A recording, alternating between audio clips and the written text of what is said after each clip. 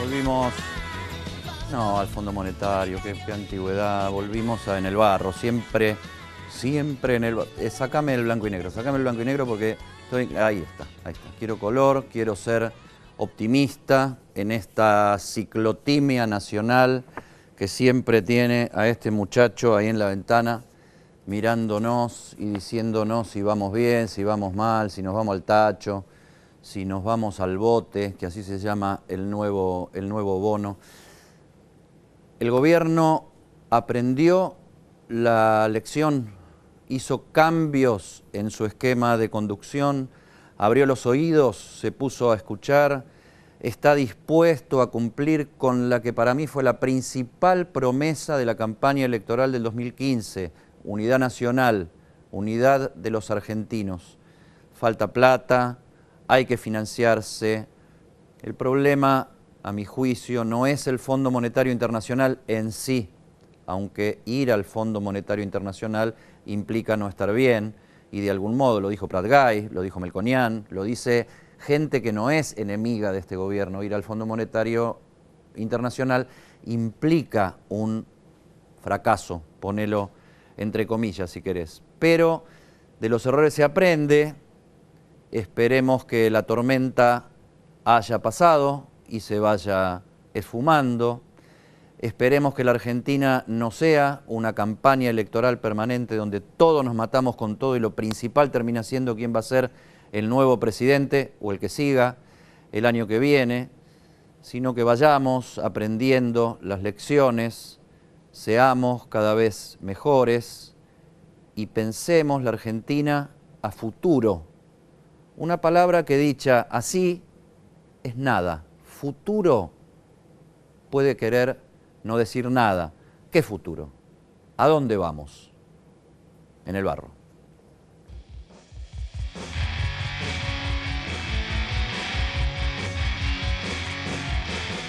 Noche de diputados nacionales en el barro, siempre en el barro. Leopoldo Moró, figura conocida desde hace mucho tiempo por los argentinos y en los últimos años representante parlamentario ahora del kirchnerismo. Hola Moró, gracias por meter las patas en el barro. No, pero por favor, no es la primera vez. Bueno, acá sí. Acá sí. Acá es la primera vez. Pero un político siempre está de alguna manera obligado a hacerlo. En realidad forma parte de sus obligaciones, sobre todo cuando hay situaciones de crisis en el país, ¿no? ¿Hay situación de crisis o tormenta? No, yo creo que hay una tormenta que, lo digo con mucho dolor porque nadie pretende ser pájaro de mal agüero, termina inevitablemente en una crisis. Porque en realidad esto recién empieza, no es que está terminando. Por eso digo que culmina en una crisis, porque el gobierno solo atina a seguir endeudándose para ganar tiempo, para ir zafando de la coyuntura, y cuando digo la coyuntura digo los próximos 30 días, no estoy diciendo los próximos 3 años, 4 años. No atina a otra cosa que no sea tomar deuda. Bueno, en esta semana, por ejemplo, nos subió a los botes que nos costaron $3.000 millones de nuevo. Los botes, el nuevo bono, ¿no? El bono bote. Claro. Bonos del Tesoro. Además, el hecho de que estemos hablando de estas cosas, del EVAC, de bote, de los TPI que iban a financiar, digo iban porque no sé qué destino van a tener ahora los proyectos de participación pública y privada, revela por sí mismo la naturaleza de este modelo. ¿Cuánto hace que no hablamos de inversión productiva, de trabajo, si se generó más, si se generó menos, si se levantaron más persianas, menos persianas?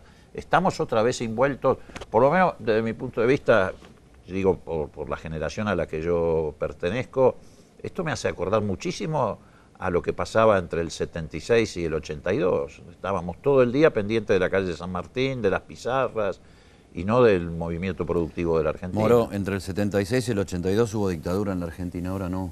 No, bueno, pero eso no tiene nada que ver con el modelo económico, es un contexto político distinto.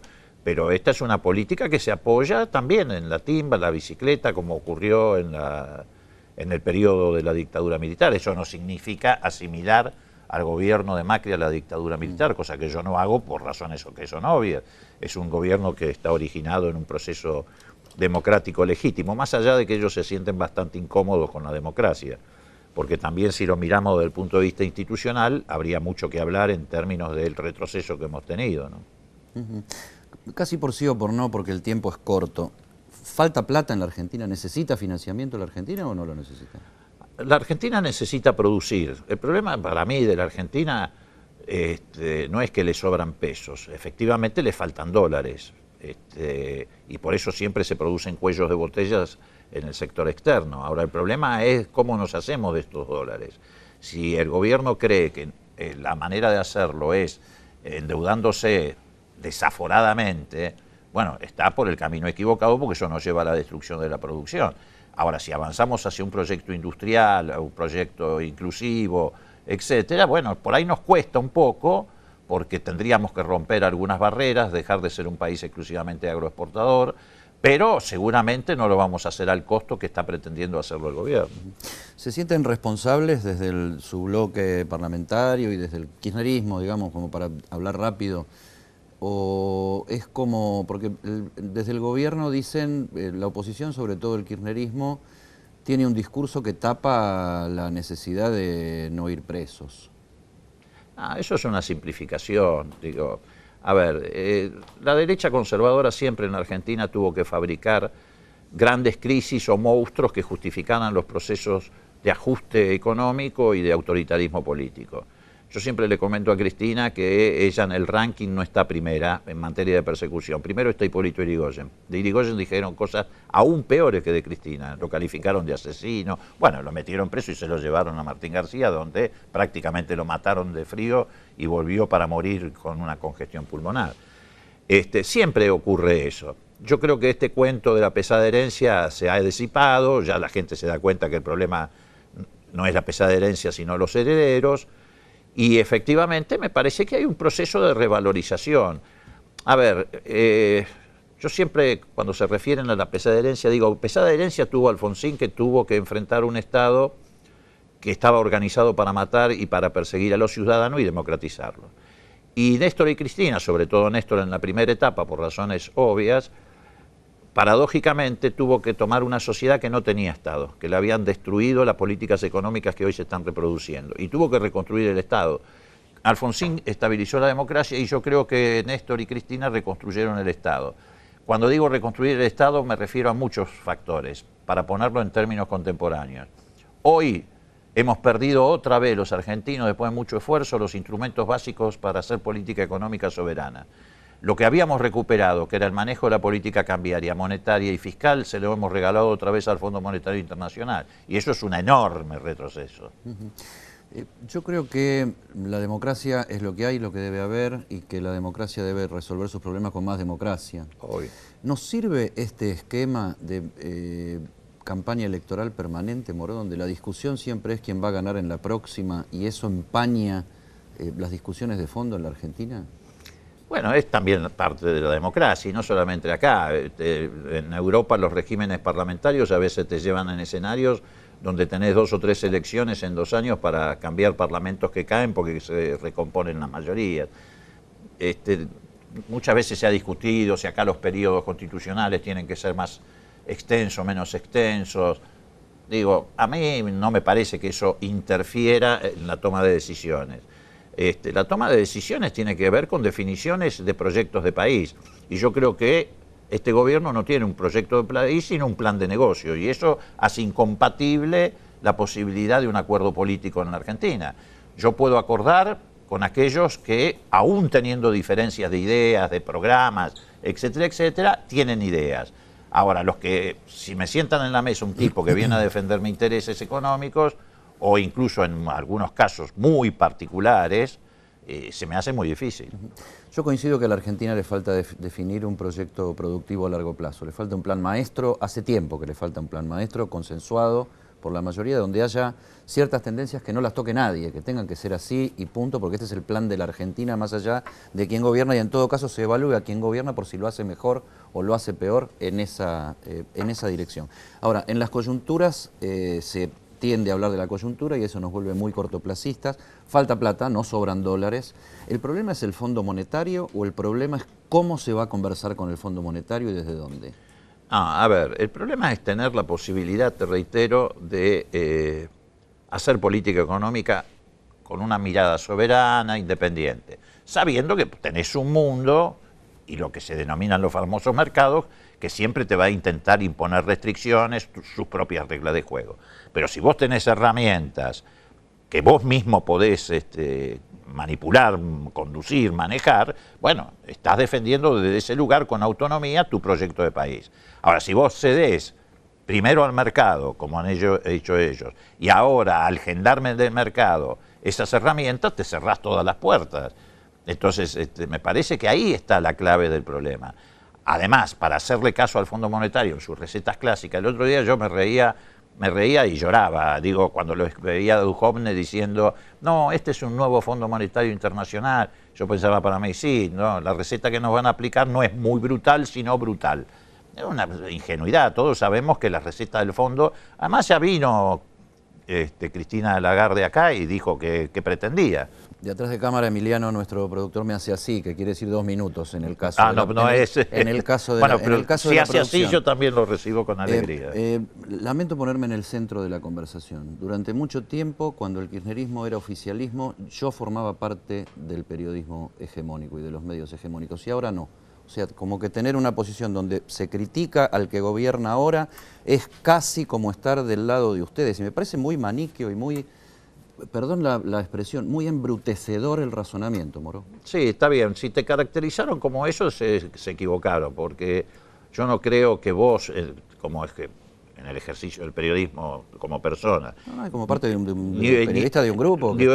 Tampoco el grupo tuyo tampoco es un grupo hegemónico, me parece que es un error de caracterización. Ahora, también es un error de caracterización negar la influencia que los grupos hegemónicos que sí existen han adquirido en la política argentina, te reitero, bajo el disfraz del periodismo. Me parece que ese sería un error gigantesco, porque sería negar, entre otras cosas, la existencia de nuevos actores políticos que influyen y mucho. Acá, en Brasil, la cadena O Globo, en el caso de Lula, son evidentemente nuevos instrumentos que se han introducido como actores políticos y que hay que tenerlos en cuenta. Y bueno, yo cuando lo digo desde ese lugar. Moró, para terminar, y lo más concreto que pueda, empezamos la charla y usted decía, viene crisis, esto es tormenta y viene crisis.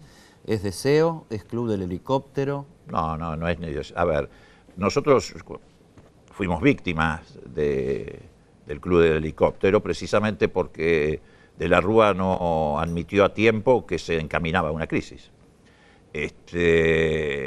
Y nadie quiere que eso se reproduzca. Todo lo contrario. Es más, Alfonsín en su momento hizo lo imposible para que efectivamente esa crisis tuviera un cauce institucional y no terminara con la democracia en la Argentina. Y además hizo todo lo posible después para que a Kirchner le fuera bien, cosa que mucha gente se olvida. Alfonsín estuvo sentado en la Casa de Gobierno cuando Kirchner anunció la renegociación de la deuda y después el pago al Fondo Monetario Internacional. Estaban todos ahí. Sí, pero además Alfonsín en el 2007 impulsó la candidatura de Lavagna porque siempre decía que no había que alejarse demasiado de las políticas económicas del kirchnerismo, en las que él estaba en buena medida, no totalmente, en buena medida de acuerdo. En la filosofía, no en alguna forma, porque Lavagna también hablaba de cartelización de la obra pública. Sí, obvio, bueno, estamos hablando de las líneas generales de la política económica, pero digo, con eso me refiero a que Alfonsín tenía muy en claro, y nosotros por eso estamos donde estamos hoy parados, que la vereda nuestra no es la vereda del macrismo, ni la vereda de un proyecto conservador. ¿Extraña el radicalismo, Moró? No, yo no lo extraño porque me siento más radical que nunca. Yo dejé de estar en la Unión Cívica Radical para seguir siendo radical, irigoyenista y alfonsinista. Si estuviera hoy en la sigla de la Unión Cívica Radical, sí me extrañaría a mí mismo. Vendo a 25. ¿Compra? Y se lo compro, pero no para ser agorero, digo, pero me parece un precio todavía barato. No para mí, que no voy a especular, pero los que especulan todavía lo consideran un precio barato. Gracias, Moró, por meter las patas en el barro. Muy contento de que podamos hablar civilizadamente, bien y tratando de entendernos. Pero por supuesto, claro. Ya volvemos.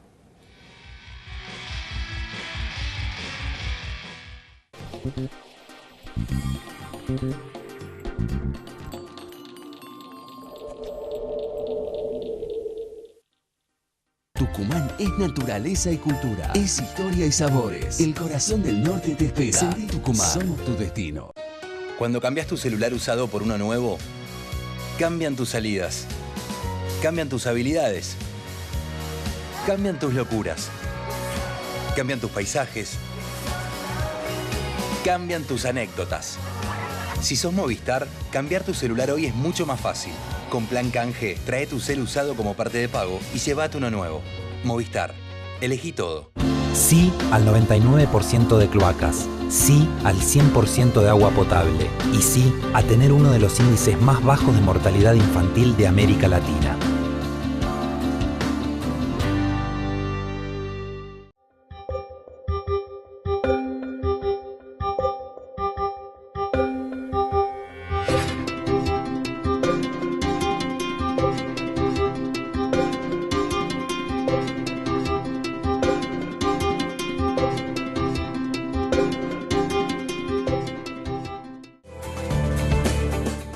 Te queremos contar que el nuevo Metrobús de Morón recorrerá más de 3 kilómetros por la avenida Presidente Perón y tendrá 7 paradas desde la calle La Rioja hasta Directorio. Incluirá más de 42.000 metros cuadrados de espacios verdes, un destacamento policial ya instalado y nuevas luces LED. Ya estamos trabajando en la pavimentación de los nuevos carriles exclusivos. En unos meses vas a poder viajar más cómodo, rápido y seguro. Trabajamos en más obras para vos. Morón Gobierno.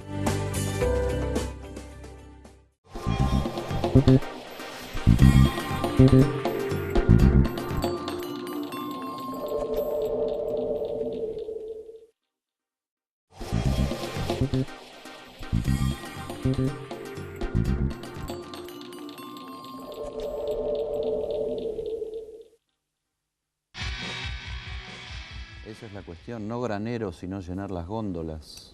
Sí, ahí donde va el salario, ahí donde el país puede discutir si va a tener un modelo que va a salir al mundo ofreciendo bajos salarios, como escuchábamos, o si va a pelear por un modelo que Argentina debe sostener de salarios medios y altos. Y para eso no puede primarizar la economía, tan obvio como esto. ¿Qué pasó ayer? Ayer fue una foto, veníamos perdiendo 15-0, el referee dijo, primer tiempo, vamos al vestuario. ¿Vamos a salir con el mismo equipo, con la misma táctica, con todo? ¿O vamos a aprovechar esto para cambiar el rumbo de lo que nos llevó hasta acá? Algunos cambios hizo el gobierno, ¿no? Entendió el mensaje, sumó más gente a la conversación. Ojalá, de decisiones. Sí. Ojalá, yo creo que lo he dicho siempre. Mi primer proyecto fue, cuando llegué al Congreso, el Consejo Económico y Social. Para mí no hay salida de Argentina si no hay un acuerdo social. ¿Pero por qué? Porque hay que entender cuál es el problema de fondo de la Argentina. A ver, cuál es el problema estructural de la Argentina, sí, por lo cual vos cada 10 años entras en una crisis. ¿Cuándo viene la crisis? Cuando te faltan dólares, porque no podés emitir dólares. Acá tenemos un montón. Bueno, ¿y por qué te faltan los dólares? ¿Por qué la Argentina entra sistemáticamente en esa crisis? Algo muy simple. Aunque parezca tan simple, es así. Porque le vende al mundo lo que vale poco. Y le compra al mundo lo que vale mucho. Entonces, Mozo, ahí el Vasco de Mendiguren había hecho un pedido. ¿Quiere una cajita feliz acá? La cajita feliz de Mendiguren, sí. No, la caja negra. La caja negra, ¿qué es esto? La caja negra, pues ya hace 2 años que estoy con esto por todos lugares. ¿Viste la caja negra, lo que está en el avión, que registra si hay un accidente, qué pasó? ¿Que se charló? ¿Cuáles fueron los mensajes? Entonces yo vengo diciendo, esto es la economía real de la Argentina. Ajá. Esto es, no los letres, los bonos, esto es lo que da empleo, esto es lo que da dólares, esto es lo que te define el perfil productivo de la Argentina. Entonces yo pregunto, el presidente Macri, cuando asumió, dijo, tenemos que dejar de ser el granero del mundo, es decir, el que vende el trigo. Y tenemos que llenar las góndolas del mundo, es decir, tenemos que vender fideos. A veces parecemos Gondolieri, ¿no? Bueno, lo aplaudí a 3 manos. Ese es el secreto. 1 kilo de maíz, una tonelada de maíz se exporta a $200 la tonelada. Una tonelada, o mejor dicho, de fideo, $1.600 la tonelada. Y así en todo. Ahora bien, valor agregado. ¿Qué sucedió? Producción, mano de obra, tecnificación. Ahora, ¿qué sucedió con esta macroeconomía? Porque si vos podés tener el mejor submarino, pero si no hay agua, no funciona. Vos podés tener el mejor proyecto, pero si la macroeconomía no te acompaña, ¿qué se produce? Que en vez de llenar las góndolas del mundo, te las llenaron a vos. Entonces, Argentina hoy está... ¿Eso qué es, puré de papa? Esto es puré alemán. en la góndola. Esto lo traje de Alemania. Y esto, perdón, si lo compraras con superávit, te felicito, haz lo que quieras con la plata que te ganaste. Pero si vos me estás endeudando a la Argentina para quitar empleo y comprarlo en Alemania, no porque no es eficiente el productor argentino, porque le metiste una macroeconomía que lo mataste, le metiste una tasa de interés que es el triple que el alemán, le metiste una presión tributaria que es la doble del alemán, los costos de transporte y logística, etcétera, etcétera.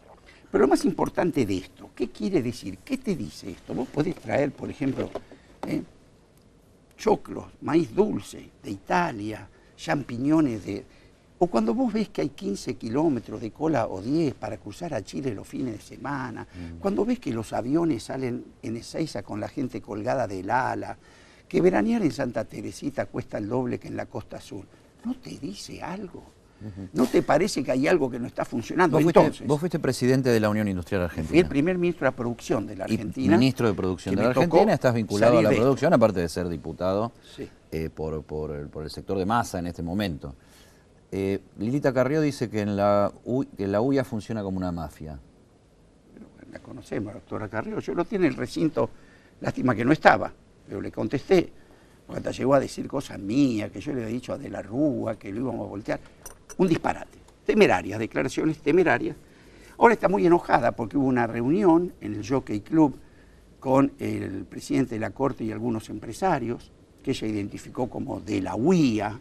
Entonces le dijo que eran HDP. Bueno. No, son muchos de los mismos que el viernes se reunieron con Macri en Olivos, ¿no? Bueno, pero a ella eso le molestó. Por supuesto que en ese aspecto de la doctora Carrió, yo lo dije en el recinto, no me preocupo mucho, pues fue la misma que le dijo que el presidente era un delincuente, etcétera. Pero el verdadero problema de Macri hoy, más que las críticas de la oposición política, no es del sector que él se suponía que vino a representar, no son los propios factores de poder económico, incluidos los empresarios de distintos sectores, los que lo están apretando, digamos. A ver, primero es importante esto, viste, como con las tarifas, siempre el gobierno, espero que ahora esto haya cambiado, de no buscar culpable, dejar de hablar de la herencia, porque está gobernando, lleva 2 años y medio de gobernar. Cuando nosotros con la Baña, Dualde, tomamos esa brutal explosión. Bueno, ese fue el antes y el después político de esta situación que vivimos hasta, bueno, no sabemos si ya salimos. Pero nosotros, a diferencia de ahora, que salimos aliados a los sectores financieros, lo que en aquel momento se anunció fue una alianza con los sectores productivos. Decimos, la Argentina sale produciendo, por eso se crea por primera vez en la historia argentina el Ministerio de la Producción. Ahora, detrás de la Argentina sale produciendo, cosa que en términos generales yo coincido y lo firmo así. Ahora te digo cómo. Chic. No hay un apriete de ventajas, o sea, no hay una exigencia de que si no tenemos determinadas ventajas... No. A ver, esto se habla mucho, te agradezco la pregunta. Que el industrial argentino es prebendario, yo te digo... Si tenés un activo en la Argentina, son los emprendedores. Bueno, cosa que el Grupo Macri conoce por historia propia, ¿no? Sí, pero yo te hablo de los que yo conozco, que son los que te dan vuelta a la Argentina, que son las pequeñas y medianas. Un tipo que en la Argentina, un pequeño y mediano empresario, que sobrevivió en la Argentina, está para ir a dar charlas a Harvard. Vos pensás, yo soy textil, desde el 76. Es casi una experiencia antropológica. Bueno, yo padecí. La inflación cero de Helbar terminó en el Rodrigazo. La tablita de Martínez de O terminó en el Sigoazo. El Austral y el Primavera terminaron en la Hiper. Y después me agarró Cavallo con la convertibilidad y terminó en el 2001. Y yo sobreviví. ¿Vos te imaginas un alemán, un francés con ¿Y en qué terminó el kirchnerismo? ¿Qué terminó bien? No, para mí, ahí lo tengo claro, siempre dijimos, acá no ha habido ni una década ganada ni perdida, hubo una década partida. Nosotros dejamos un modelo, vos fijate, que el mismo año 2002... Nosotros, Dualde, con Dualde... Sí, el equipo, aquel que salió... Argentina generó 16.500 millones de dólares de superávit comercial. Y de haber recibido la peor transición de la historia argentina, ¿qué le deja a Kirchner? Un país en paz, votando el 70% del padrón, la elección anterior había votado el 40%. Resuelta la salida de la convertibilidad, que vos te acordás que iban a decir que iban a explotar los bancos, iban a rematar 1 millón de departamentos. Sí, una devaluación brutal en paz. Que la hizo el mercado. Pues sabés que la explosión a ver si fuimos nosotros. Pero bueno, pero veamos por qué. Vamos a compararlo con hoy. 7% de crecimiento, 3% de inflación. Le deja 5 ministros, 38 secretarios de Estado, todos sin una sola denuncia ni sospecha de corrupción. Ahora, ¿por qué? Bueno, nosotros no somos genios. Además, bueno, no son comparables las cosas.